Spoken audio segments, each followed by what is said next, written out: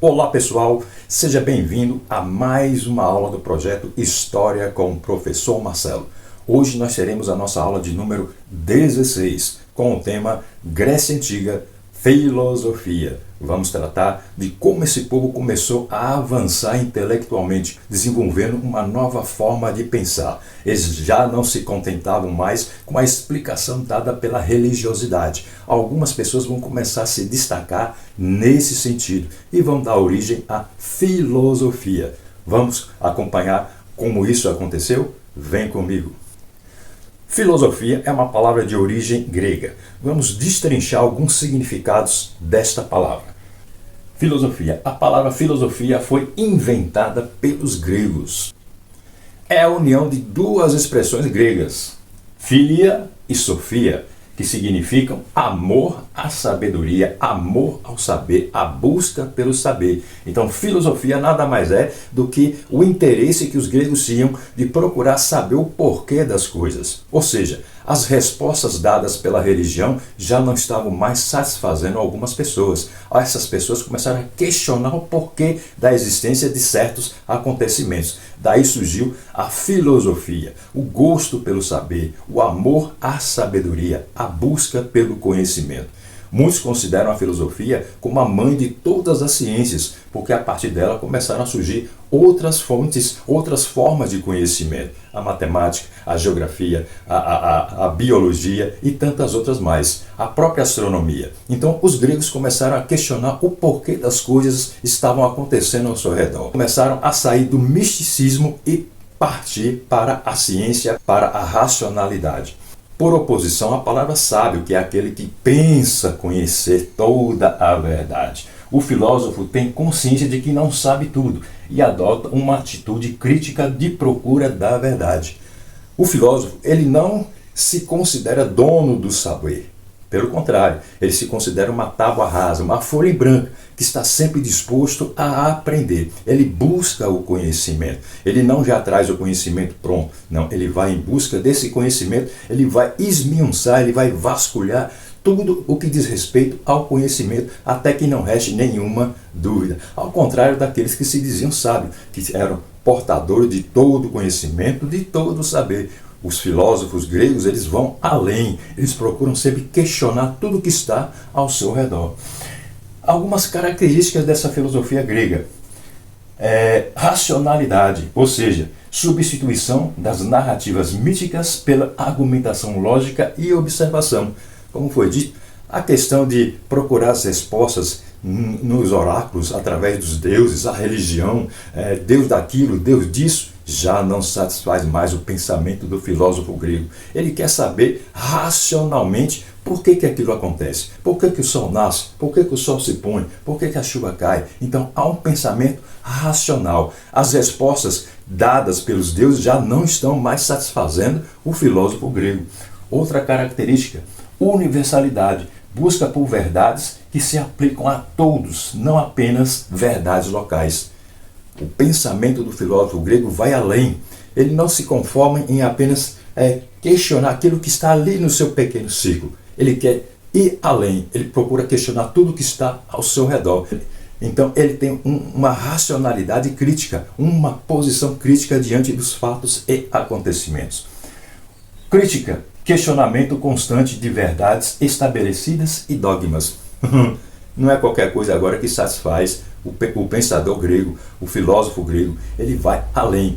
Não é qualquer resposta religiosa que vai satisfazer o anseio, a dúvida do filósofo grego. Ele vai procurar saber verdadeiramente o porquê que aquilo está acontecendo, o porquê dos fatos, o porquê das ações. Então, o pensamento do filósofo grego, ele está à frente do seu tempo. Ele vai questionar tudo que está ao seu redor. Claro que não eram todas as pessoas que faziam isso lá na Grécia Antiga. Apenas algumas pessoas, mas essas algumas pessoas vão espalhar o seu modo de pensar, o seu conhecimento. E é sobre algumas dessas pessoas que nós vamos ver no tópico seguinte. Eu vou destacar aqui alguns pensadores, alguns filósofos gregos que eu quero trazer para você fixar o seu pensamento juntamente com o pensamento dele. Vamos nessa viagem?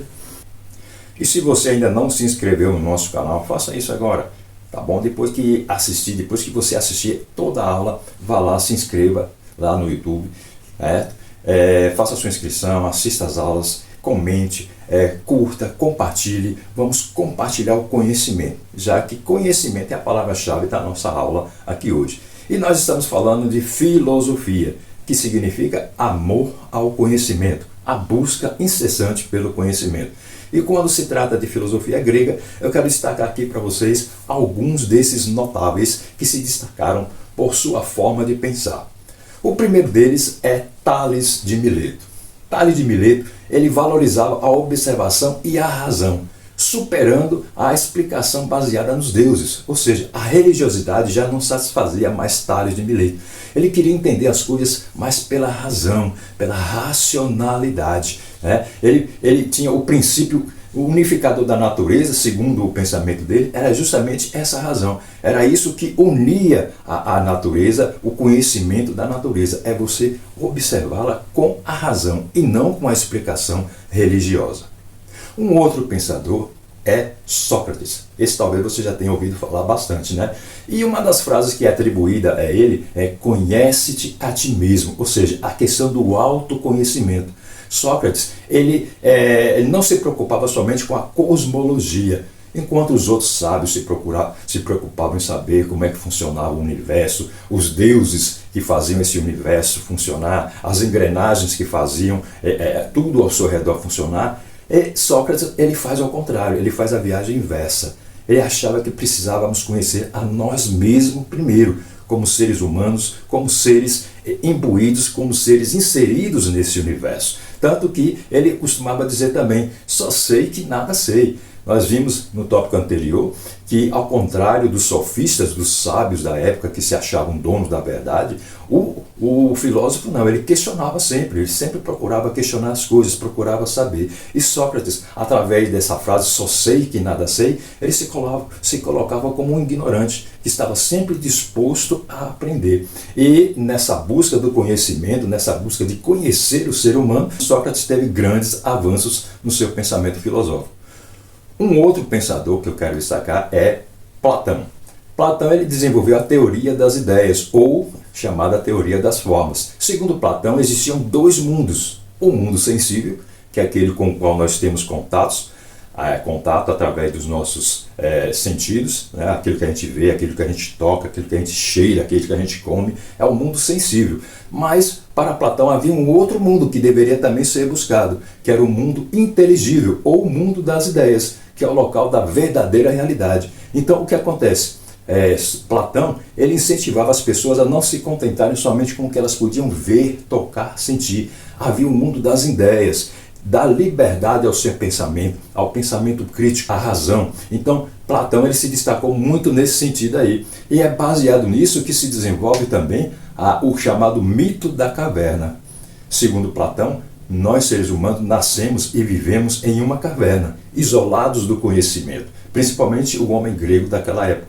Quando ele começa a ter conhecimento, quando ele começa a buscar esse conhecimento, que é a luz que vai iluminar o seu pensamento, o homem começa a sair dessa caverna. Ele começa a ter contato com outras coisas que vai fazê-lo crescer como ser humano. É o chamado mito da caverna. Depois você pode pesquisar com mais calma. Inclusive, esse mito da caverna, ele vai estar inserido na nossa dica de cinema de hoje. Aguarde.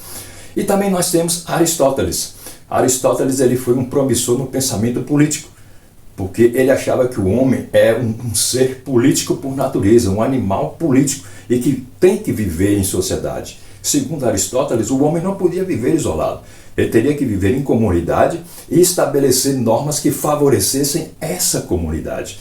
E é baseado nessa forma de pensar de Aristóteles que vai se desenvolver, por exemplo, uma forma de governo que os romanos vão aperfeiçoar, que é a república, onde o povo participa ativamente das decisões daquele lugar, que já estava acontecendo na Grécia. Lembra da nossa aula anterior, quando nós falamos da democracia? Então, Aristóteles era um defensor disso, O homem é um ser político por natureza. Lembrando que o significado de política aí no caso é a vivência em comunidade. É quando a comunidade ela desenvolve ações para favorecer essa própria comunidade e não apenas um grupo isolado, tá bom? Então nós temos aí alguns dos grandes pensadores da Grécia Antiga. Claro que existem mais. Para isso você pode pesquisar à vontade, tá bom?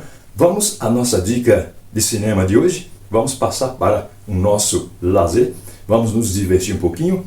Me acompanhe. E nossa dica de cinema hoje é o filme Matrix. Tenho certeza que você já ouviu falar muito desse filme. É um filme excelente. Tem muita ação, muitos efeitos especiais. Porém, eu quero inserir ele no nosso contexto da nossa aula hoje, quando se trata de filosofia.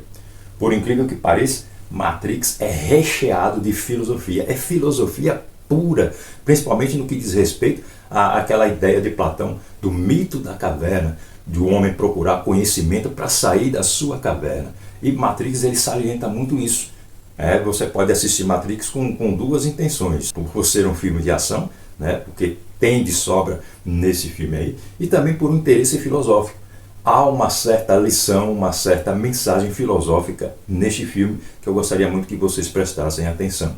E a direção e o roteiro é das irmãs Lily e Lana Wachowski. Posso dizer com toda segurança que o cinema foi um antes e tornou-se outro após esse filme, porque os efeitos especiais usados por essas duas irmãs inovaram o cinema e o cinema nunca mais foi o mesmo depois disso. O elenco principal: Keanu Reeves, que faz o papel de Neo, ou Thomas Anderson, que é o principal personagem dessa ação. Lawrence Fishburne, que também faz o papel de Morpheus, daí um nome, Morpheus, um nome da mitologia grega. E tem Carrie-Anne Moss, que faz o papel de Trinity. Então, um filme excelente, uma dica muito boa de cinema. E lembre-se, procurem ver ao assistir esse filme a pegada filosófica que ele traz consigo, tá bom? E se você ainda não se inscreveu, repito, se inscreva em nosso canal, vá lá, curta, compartilhe, deixe seu comentário, vamos compartilhar conhecimento com outras pessoas, tá bom? E para a nossa costumeira reflexão, deixo para vocês uma frase de Aristóteles. Talvez eu seja enganado inúmeras vezes, mas não deixarei de acreditar que em algum lugar alguém merece minha confiança. Que profundeza, não é verdade? Então eu quero agradecer você que assistiu a nossa aula até aqui, do começo até o final. Continue nos acompanhando, se inscreva, tá bom? Compartilhe as nossas aulas e seja mais um membro dessa busca por conhecimento. Sejamos um filósofo também, procurando conhecimento e, além de procurar, disseminar conhecimento, espalhar conhecimento. Nós, do Projeto História com o Professor Marcelo, agradecemos profundamente você. Deus te abençoe e até a próxima.